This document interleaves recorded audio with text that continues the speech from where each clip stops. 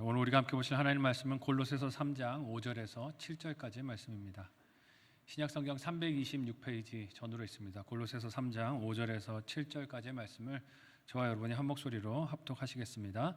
그러므로 땅에 있는 지체를 죽이라. 곧 음란과 부정과 사욕과 악한 정욕과 탐심이니 탐심은 우상 숭배니라. 이것들로 말미암아 하나님의 진노가 임하느니라. 너희도 전에 그 가운데 살 때에는 그 가운데서 행하였으나. 아멘. 옆에 앉으신 분과 서로 인사 나누겠습니다. 사랑하고 축복합니다. 지난주에 이번 주쯤 되면은 좀 더위가 가시지 않을까 그랬는데 아니네요. 열대야가 무려 거의 30일 가까이 지속이 되면서 기상 관측 이래 유례를 찾을 수 없이 더운 날들이 계속되고 있다고 하는데, 그래도 오늘 잠깐 뉴스를 봤더니 처서가 지나가면 좀 꺾일 거라고 합니다. 이번 주간에 돌아오는 주간에 목요일이면 처서가 오는데요. 옆 사람에게 한번 이렇게 인사하겠습니다. 조금만 참읍시다.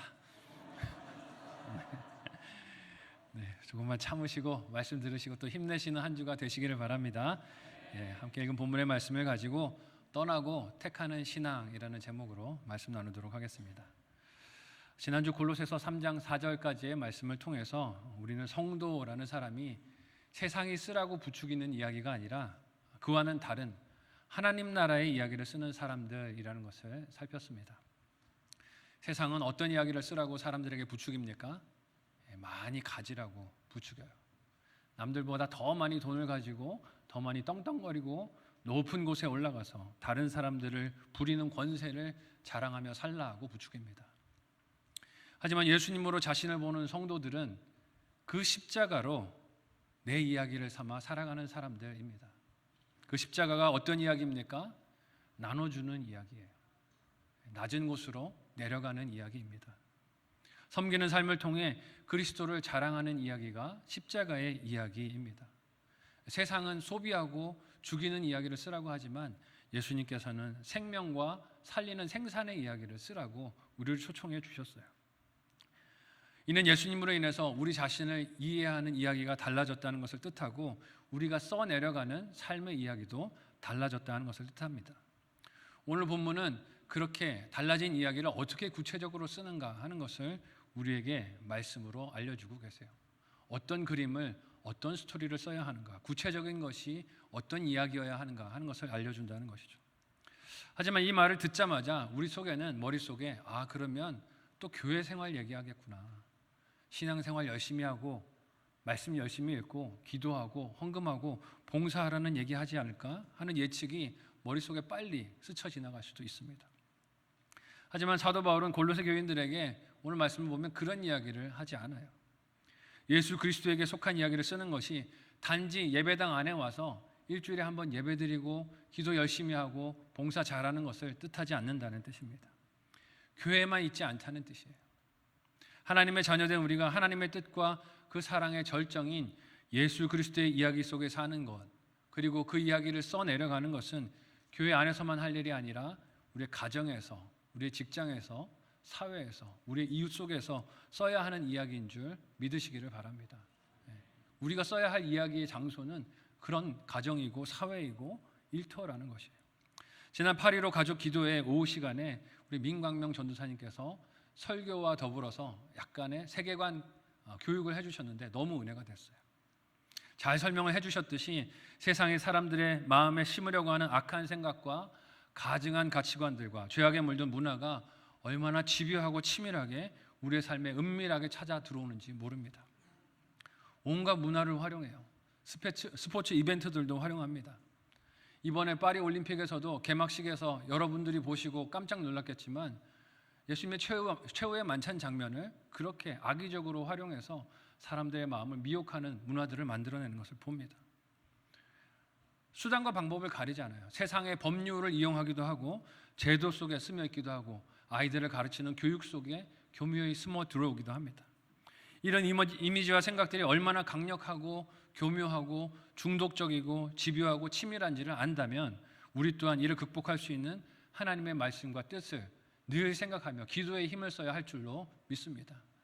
8.15 기도의 날 성도들이 많이 아침부터 나오셔서 저는 오전만 기도하고 돌아가는 분이 많을 거라고 생각했는데요. 저녁 5시까지 남아서 끝까지 기도하시는 분들이 거의 100명 가까이 되셨어요.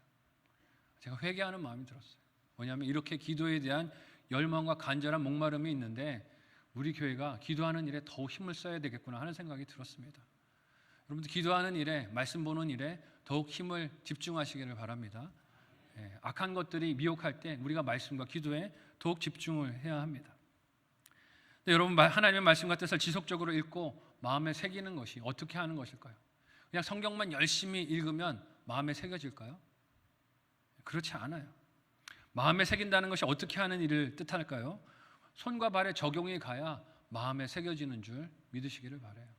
우리 마음에 새겨지는 건 그 말씀이 손과 발로 실행이 될 때, 아, 이 말씀이 이런 뜻이었구나, 이 말씀이 하나님의 이런 기대가 있구나 하는 것이 내 마음에 새겨지는 것입니다. 말씀을 새겨서 마음에 두기 위해서는 읽은 말씀을 교회만이 아니라 온 삶에서, 가정에서, 자녀와의 관계 속에서, 부부와의 관계 속에서, 그리고 일터에서, 여러 가지 관계 속에서 구체적으로 실행할 때, 순종할 때 새겨진다는 것입니다. 다시 말해서 신앙생활을 한다는 것은 그저 주말에 생긴 여유 시간을 이용해서 나의 종교적인 갈증을 채우려 하거나 불안감을 달래려 하거나 혹은 마음의 평안을 얻기 위해서 사용하는 것이 아니라는 것이에요. 신앙생활 한다는 것은 하루하루 자신의 생명을 지키는 전쟁을 감당한다는 뜻입니다. 오늘 말씀을 통해서 우리는 이 전쟁을 위해 떠나야 하는 것이 무엇인지, 그리고 또 택해야 하는 것이 무엇인지를 살펴볼 것입니다. 또한 이런 일상적이고 별것 아닌 것 같이 보일 수 있는 가벼운 일들이 결코 우리 신앙과 영적인 생명을 위해 가벼운 것이 아니라는 것을 분별할 수 있었으면 좋겠어요. 이를 지키기로 결단하고 삶의 변화가 일어나는 저와 여러분의 신앙 여정이 되시기를 예수님의 이름으로 소원하고 축복합니다. 첫 번째로요, 세상이 쓰려는 이야기에서 성도들은 떠나야만 합니다. 함께 오늘 본문 5절의 말씀을 한 목소리로 읽어보도록 하겠습니다. 같이 읽습니다. 시작. 그러므로 땅에 있는 지체를 죽이라. 곧 음란과 부정과 사욕과 악한 정욕과 탐심이니 탐심은 우상 숭배니라. 아멘. 오늘 본문 5절에서 사도 바울은 골로새 교회 교인들에게 땅에 있는 지체를 죽이라라고 명령을 합니다. 생명의 이야기를 말하고 있는 사도 바울이 지금 죽여야 된다라고 말을 하고 있으니까 좀 섬뜩할 수도 있어요. 땅에 있는 지체를 죽이라. 한글 성경은 이 번역을 죽이라라고 해서 구체적으로 이 적용을 어떻게 해야 하는가 좀 모호할 수 있는데요. 영어 성경 NIV는 이 말을 수동태로 이렇게 표현을 하고 있어요. 제가 한번 읽어드릴게요. Consider the members of your earthly body as dead. 너의 땅에 있는 육체가 죽은 것이라고 선포하고 여기고 생각하고 바라보라고 합니다. 죽었다라고 선언해라.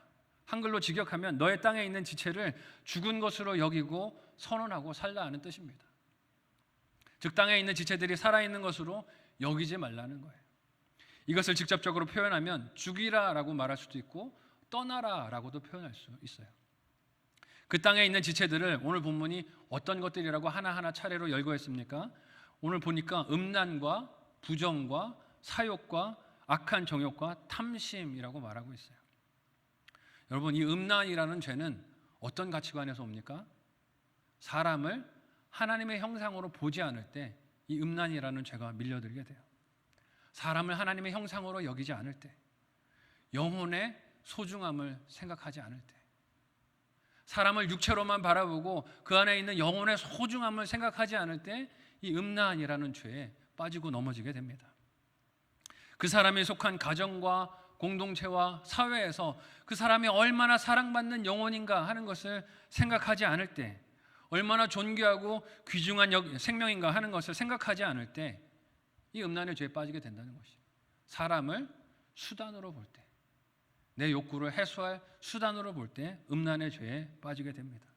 이런 죄를 이 시대의 문화들은 뭐라고 말합니까? 문제없다라고 말해요. 부부가 아니어도 괜찮아. 이성이 아니어도 괜찮아. 동성이어도 괜찮아. 상대방이 아파하고 싫어해도 괜찮아. 너만 충족시킬 수 있으면 괜찮아 라고 부추깁니다. 나의 욕구를 충족시킬 수만 있으면 괜찮은 일이라고 속이고 미혹을 해요. 오늘 말씀에 등장하고 있는 이 부정이라는 땅의 지체는 어떻습니까? 하나님이 이스라엘 백성들을 애굽에서 탈출시켜서 약속의 땅인 가나안 땅으로 인도해 가실 때 그냥 들여보내지 않으셨어요. 율법을 주시고 그 땅에서 살아갈 때 너희는 이런 것들을 잘 주의하면서 살라고 여러 가지 계명들을 주셨어요.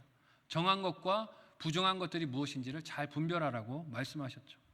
그래서 하나님께서 뜻하신 정결한 것들을 택하여서 먹고 마시고 날들도 시간을 정하여 절기를 지키면서 하나님을 예배하라고, 삶을 구분하라고 그 땅을 맡겨주셨어요.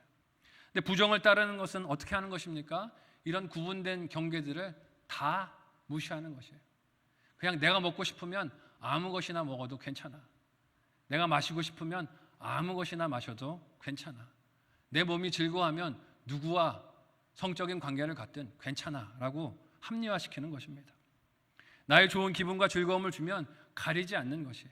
하지만 그렇게 아무 구별과 분별이 없는 삶에서 어떻게 하나님을 믿고 사랑하는 마음이 드러날 수 있겠습니까?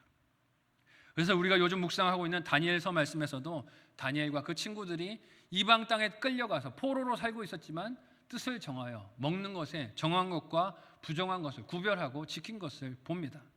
스스로를 죽은 자로 여기는 적용을 다니엘과 그 친구들이 한 것이에요. 다니엘서 1장 8절의 말씀을 우리 같이 한 목소리로 읽어보도록 하겠습니다.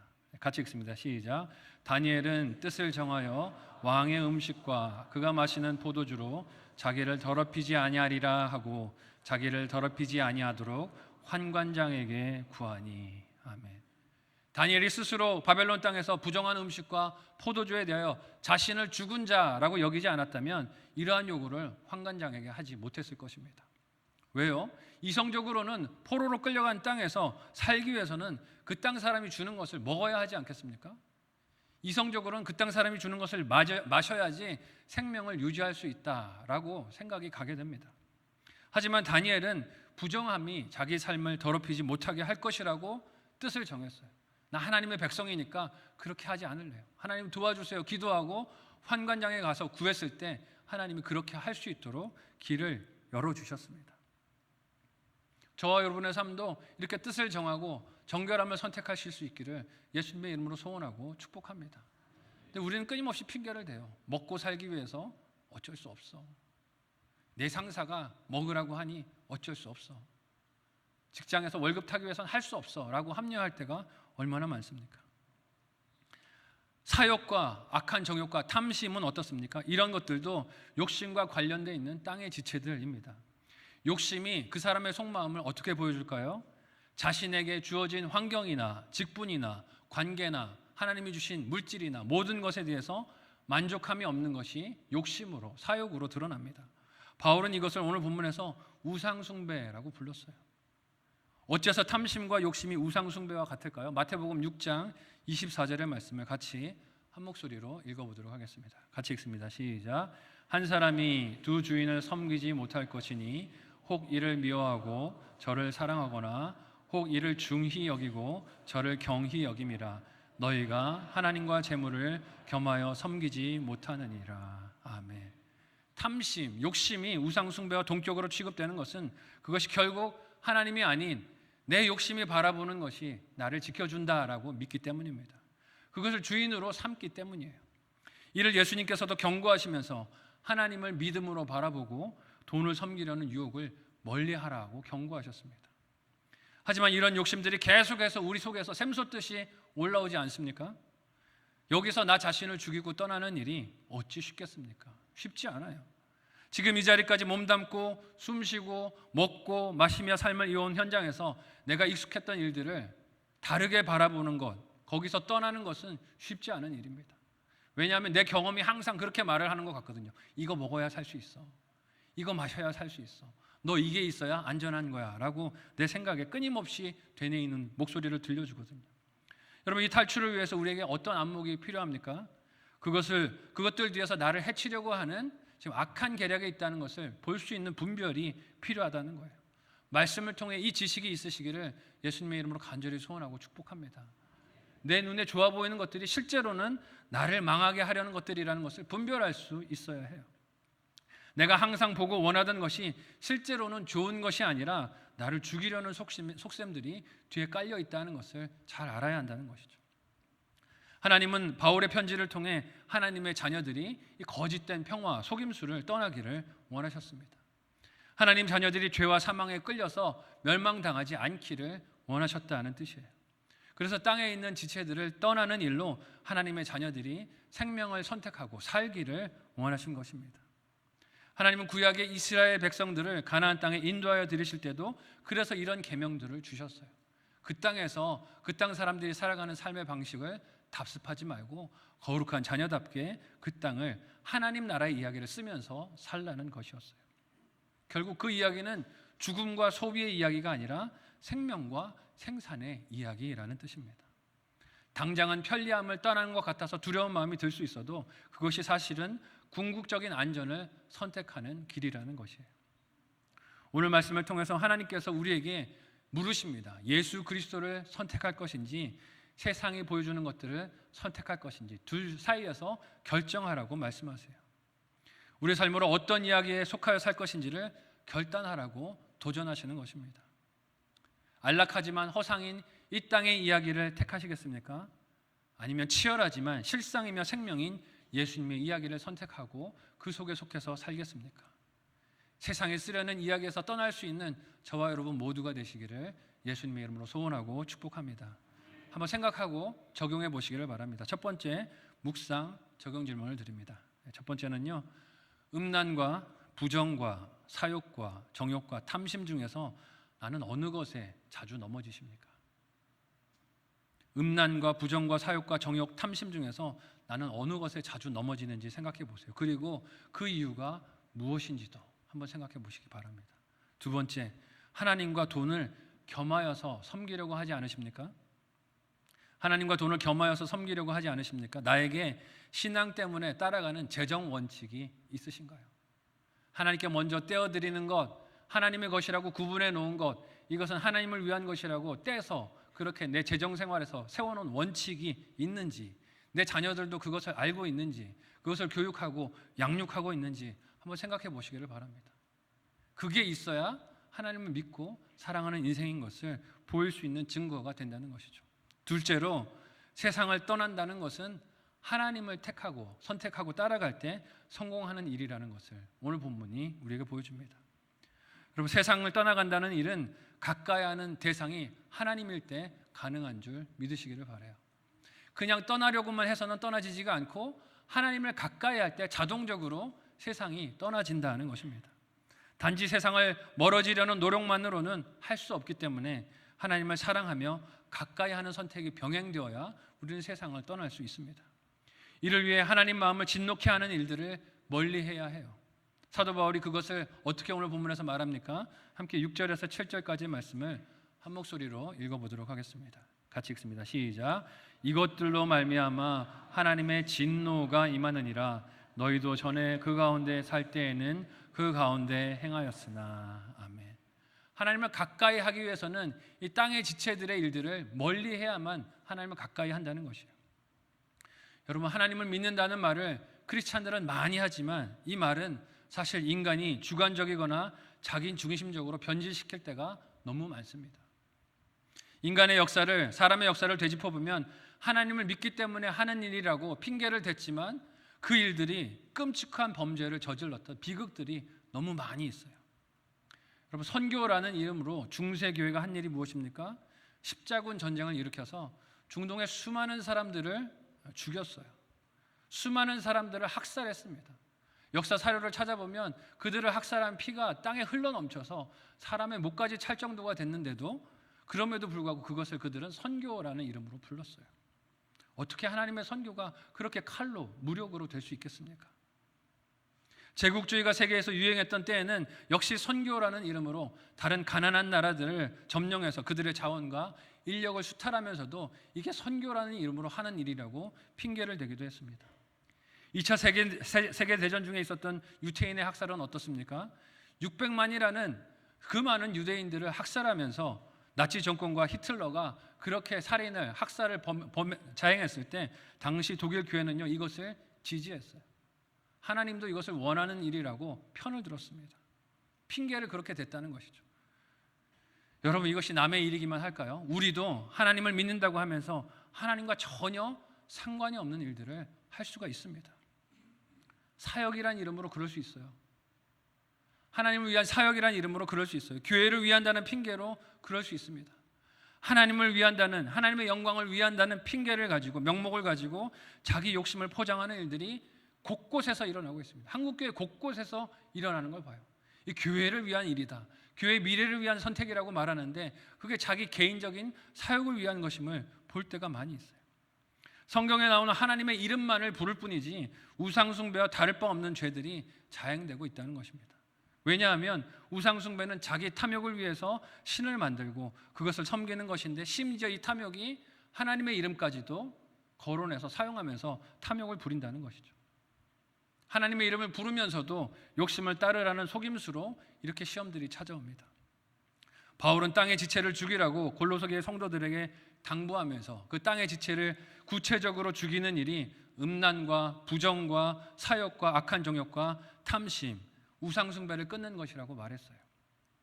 어찌 보면 바울이 나열했던 이 죄들이, 땅의 지체들이 서로 연결고리가 없다라고 생각될 수도 있겠지만 그렇지 않다는 거예요. 모두가 다 연결되어 있는 이야기라는 것입니다. 남녀 간의 성이 어떻게 한 사람만의 일방적인 죄가 될 수 있겠습니까? 성적으로 죄를 짓는 것은 공동체적으로 죄를 짓는 거예요. 두 사람이 죄를 범하는 것입니다. 자신만이 아니라 몸을 통해서 서로가 죄를 짓는 일이에요. 그래서 성은 결혼이라는 울타리 안에만 있을 때, 서로 책임을 질 때, 서로 인격을 존중하며 사랑 안에 있을 때만 정상 작동을 하는 줄 믿으시기를 바랍니다. 이 울타리를 벗어나면 안 되는 거예요. 그런데 이것이 부부의 관계를 넘어서면 어떻게 됩니까? 비정상이 되는 것이에요. 거기에 음란과 부정과 사욕과 악한 정욕이, 우상숭배가 다 깃들어져 있는 것입니다. 죄를 지을 때는 어떻습니까? 이렇게 속입니다. 아무도 모를 거야. 아무도 모를 거야. 너하고 나만 아는 일이야 라고 속이죠. 별탈 없을 것이라고 속입니다. 부부의 울타리 밖에서 괜찮은 일이라고, 아무도 모르는 일이라고 그렇게 속이면서 음란한 죄의 유혹들이 찾아와요. 그러나 여러분, 별탈 없는 그런 죄가 있습니까? 없습니까? 없어요. 다 드러납니다. 심지어 부부 사이에서도 이런 욕심에 이끌린 성은 강압적이고 폭력적인 상처를 남기는 것을 봅니다. 부부 관계 안에 있다고 그것도 다 허용되는 게 아니라는 것이에요. 하나님 기뻐하시는 뜻을 따르고 있는가를 분별해야 한다는 것이죠. 이런 성적인 타락은 바울 당시인 로마 제국 시대에 만연했던 죄였습니다. 바울은 당시 그리스도인들이 로마의 유행을 따라 자기중심적이고 정욕적이고 물질적인 이유들로 맺는 성적인 관계에서 성도들의 삶을, 거룩함을 지키기를 원했어요. 단지 도덕적인 권면이 아닙니다. 세상이 만연한 이 성적 타락과 방종을 거부하고 가정 안에 제한하는 것은, 이 성적인 관계를 제한하는 것은 억압이 아니라 오히려 하나님을 선택하는 것이고 하나님의 진노를 믿고 두려워하는 것이며, 실제로는 자유를 하나님의 통치 아래서 누리는 것이라고 말하는 것이죠. 억압이 아니라 진짜 자유가 이 부부 관계 안에 있다는 것이죠. 하나님께서 주신 가정 안에서의 성은 어떻게 합니까? 공동체를 이뤄요. 자녀들을 낳고 가정을 이루고 다음 세대를 이어갑니다. 공동체를 보호하고 하나님의 나라를 이루는 축복이 되는 것을 봐요. 하지만 그렇지 않으면 부부 관계 밖에 있는 성의 관계는 어떻게 됩니까? 공동체를 파괴합니다. 공동체를 죽이고 저주하는 죄가 되는 것을 봐요. 부부 관계 밖의 성이 가정을 파괴하지 않습니까? 남녀가 정욕을 따르는 죄가 인간의 존엄성을 파괴합니다. 그 정욕으로 인해 많은 태아와 아이들이 죽음과 학대에 내몰리는 것을 봅니다. 요즘 한국 사회에서 이런 법을 제정합시다 라고 나오는 요구들을 보면 기가 막힐 때가 많아요. 낙태를 합법화합시다. 세상에 쓰는 소비와 죽음의 스토리를 여러분들도 쓰십시오라고 부추기는 법들이 얼마나 많이 제정되려고 하는가 하는 것을 봅니다. 가슴을 칠 일이에요. 이런 결과들을 볼 때 우리는 지금 사회가 온갖 문화와 영상들로 왜곡하는 성에 대한 이미지들과 이야기가 얼마나 허황되고 거짓으로 가득한가 하는 것을 알 수 있습니다. 결국 이런 성적인 난잡함과 무절제가 우리에게 준 것이 무엇입니까? 행복이 아니에요. 로맨스가 아닙니다. 사랑이 아니에요. 혼란만 가져다 주는 것입니다. 상처만 가득하고 치료법도 없고 끝을 알 수도 없는 욕망으로 중독과 무책임한 자기중심주의, 이기주의밖에 남긴 것이 없다는 것을 보게 됩니다. 바울은 그리스도인들이 이런 끝을 알 수 없는 세상의 허무하며 강력한 속임수에서 진정으로 자유하기를 원했습니다. 그들을 따라 사는 게 자유가 아니라는 것이에요. 또한 그 자유를 세상에 선포하고 이루기를 원했습니다. 결국 이런 죄들이 지향하는 것이 진정한 하나님을 헛된 하나님의 이미지로 만들어서 대처하려는 우상숭배의 공격이었기 때문에 바울은 그 우상숭배를 멀리하고 버리라고 말합니다. 즉 하나님을 신뢰하고 택하라는 것이에요. 가정 안에 성을 두신 하나님의 뜻을 순종하고 따라가면서 그 안에서 자유를 누리라는 것입니다.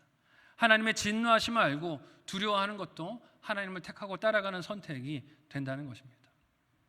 여러분, 이렇게 하나님을 택하고 따라가는 것, 순종하는 것은 예배와 기도로만 증명되지 않습니다.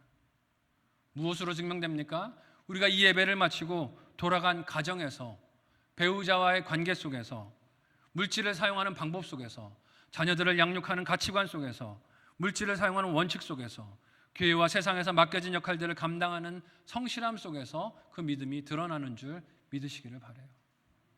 이 자리에서 큰 소리로 기도하는 게 내 믿음을 말해주는 게 아니에요. 성경을 많이 외우는 게 내 믿음을 말해주는 게 아니에요.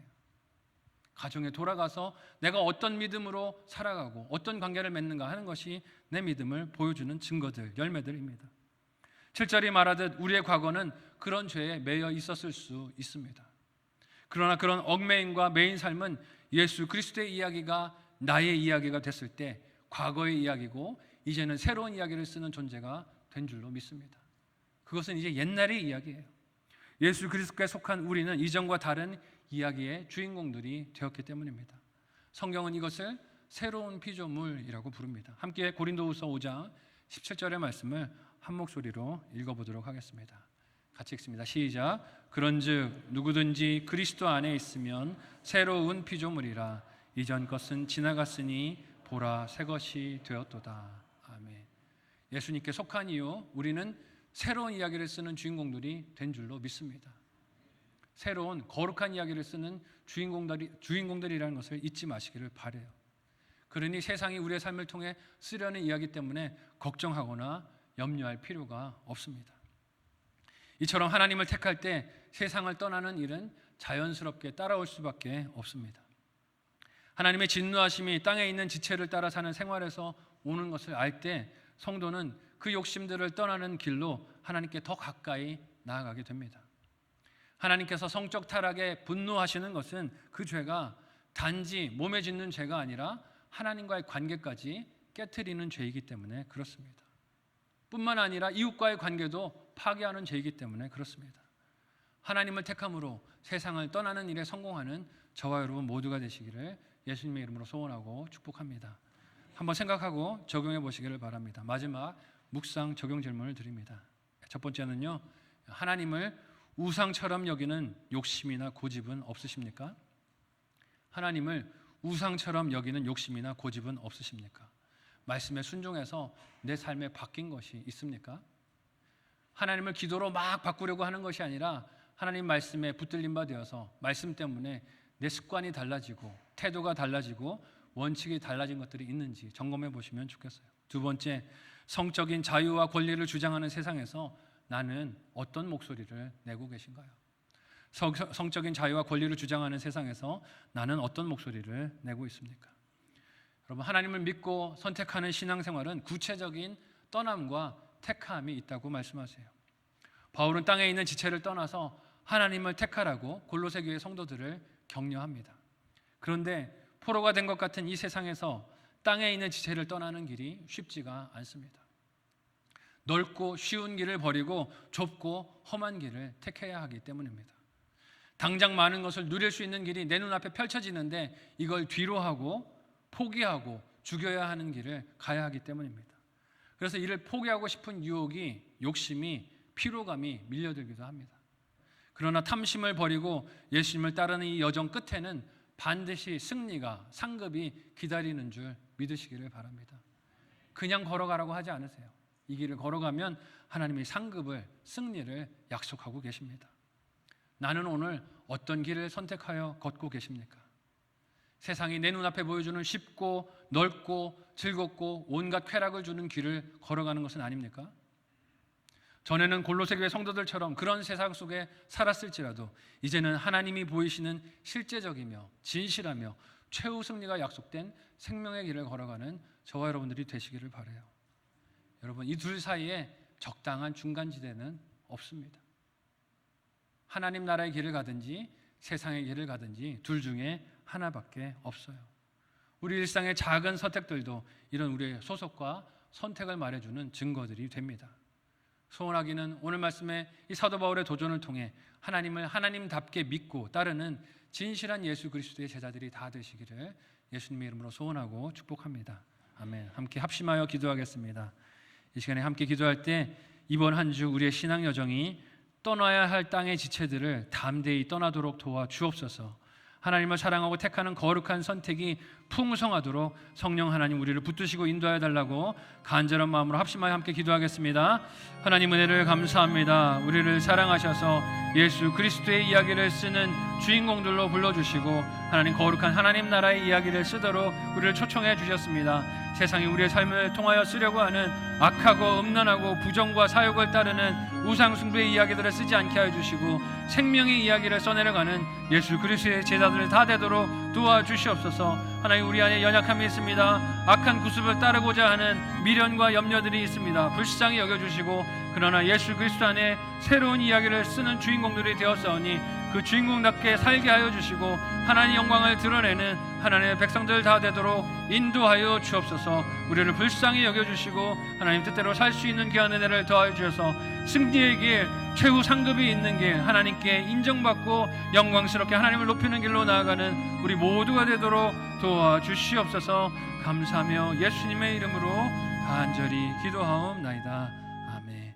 하나님 은혜를 감사합니다. 우리를 영광스러운 예수 그리스도의 십자가 이야기, 구원의 이야기의 주인공들로 삼으시고 불러주시니 감사합니다. 세상이 우리를 통하여 쓰려고 하는 헛되고 거짓된 이야기에 우리의 생각과 마음을 내어주지 않게 해주시고 복음의 이야기, 생명을 살리는 이야기, 최후 승리가 약속된 이야기를 쓰는 주인공들이 다 되도록 도와주시옵소서. 세상의 염려들 내려놓기를 원합니다. 오직 예수 안에만 붙들려서 생명 낳는 이야기를 써내려가기 원하오니 하나님 우리를 인도하여 주셔서 그 이야기들의 주인공들이 다 되도록 도와주옵소서. 감사하며 예수님의 이름으로 기도하옵나이다. 아멘.